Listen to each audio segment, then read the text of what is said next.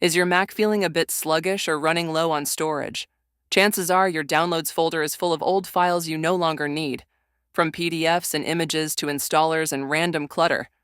In this video, I'll show you exactly how to clean it up using 2 simple methods that anyone can do. So let's start with the video right away. In order to access our Downloads folder on Mac, we're first going to click on this little Finder option, which should be at the left side of the dock. And once the Finder window opens on our Mac, you'll want to make sure that this Downloads section is selected at the left. This will show us all of our downloaded files which we had downloaded today, yesterday, maybe 7 days ago, and older files. And these can be photos, videos, music files, or sound effects, PDFs, and similar things. It doesn't really matter. Now, I'm first going to show you how you can delete a specific file from the Downloads folder which you don't need anymore.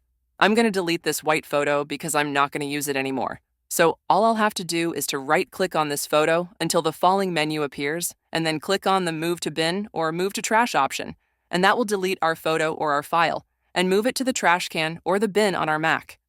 You can repeat this step and delete other files this way, but this can be time-consuming if you have a lot of files, which you wish to delete. So how can you delete every single file from the Downloads folder with just one click? It's pretty easy. Make sure that you select one file.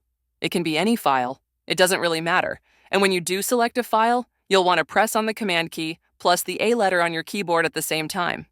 So press the Command and the A key, and the Mac will make a selection of every single file which you have in here. Then right-click on any file, find and click on the Move to Bin option, and then all of the files will be deleted from your Downloads folder on Mac. As you can see, some of these files couldn't be deleted on my Mac, and maybe that's because they're opened in another app or program which I'm currently using, but all other files are going to be deleted, and they've been moved to your trash can.